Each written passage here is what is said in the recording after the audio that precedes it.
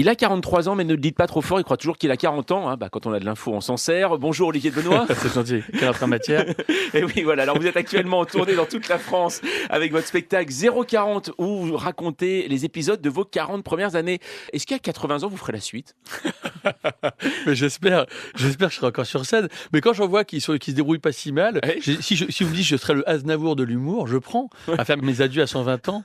Non, mais c'est vrai que je trouvais que, en fait, non, globalement, j'ai fait 2 spectacles précédents qui ont très bien marché sur les rapports hommes-femmes. À un moment donné, je me suis dit, bon, on va lâcher un peu l'affaire. Et là, je me suis dit, j'avais le droit à un crédit. C'était de parler de ma vie, ce que font souvent les humoristes en premier spectacle. Et donc, je me suis dit, bon, allez, on travaille sur 040. C'est un prétexte, évidemment, je raconte pas ma vie en tant que telle, mais c'est un prétexte pour aller ailleurs. Est-ce qu'à l'heure quand on voit les clones, on parle de transhumanisme, 40 ans pour vous, ça a toujours été une étape, pas véritablement, vous pensez, dans la vie aujourd'hui? Ah bah oui, je trouve que c'est une étape. Il y a une phrase que j'adore, c'est 40 ans est un âge cruel parce que c'est l'âge où nous devenons ce que nous sommes. Et c'est vrai qu'a priori, à 40 ans, on se trouve ou pas. Quand on se trouve, on est à peu près apaisé. Quand on se trouve pas, on fait la crise de la quarantaine.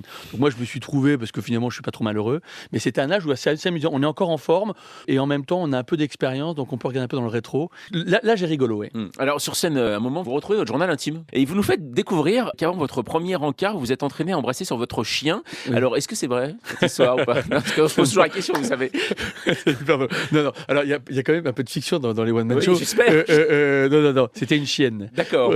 Non, je m'entraînais avec une fille pendant une semaine à l'embrasser sur la bouche parce que voilà. Et après, j'embrassais mon chien pour être en forme. Non, mais c'est vrai que dans chaque mon journal intime, après, je sors un certain nombre d'objets cultes de cette boîte de 0-15 ans, notamment un magnétophone, un téléphone à cadran, du Tang. Je peux boire du Tang, cette boisson qu'on buvait. C'est Vous marrant. savez que c'est interdit le temps, maintenant. Oui, je sais, Vous mais savez, simplement ce qui se passe, c'est que non, mais je sais, mais simplement on en trouve encore. Oui. Et non, mais il y a plein de trucs.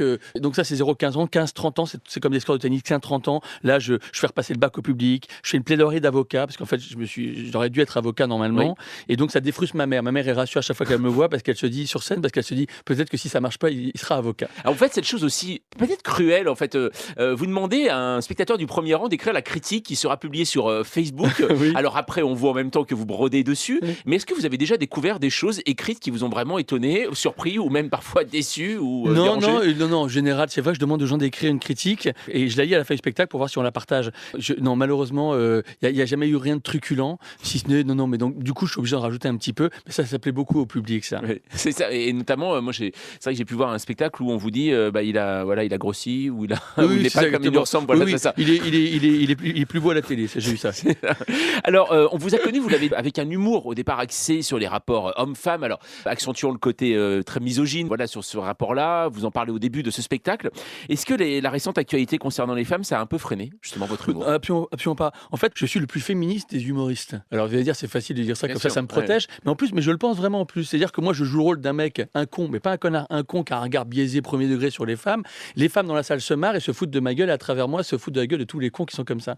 Et je déteste l'humour macho premier degré, les vannes sur les femmes, les trucs machin. Il y a un plus ringard. Donc voilà, moi, je suis à la pointe du féminisme. Je suis une fémène habillée. Ouais, et c'est une femme habillée, très bien. Dommage pour les spectatrices qui sont peut-être en train de me regarder. Non, je reste habillé tout le spectacle. Ouais, alors, mais est-ce qu'à un moment vous avez quand même pu hésiter? Vous vous dites quand vous parlez de ces rapports hommes-femmes, quand même au départ, on se dit voilà, c'est des vannes qu'on peut ressortir, même parfois quand on est en famille, des choses comme ça. Est-ce que vous avez hésité à un moment quand même à commencer votre spectacle? Non, comme ça jamais, non, vraiment, non. Mais vous savez, les vannes sur les rapports hommes-femmes, elles datent de la nuit des temps. On faisait déjà des vannes sur les belles-mères chez les Grecs. Je me suis renseigné Ah du bon? coup. Oui. Alors je sais plus laquelle a commencé, mais la première vanne du monde. Non, mais quand vous voyez l'histoire de l'humour, tous les faits d'eau, toutes les pièces de Courteline Labiche, etc.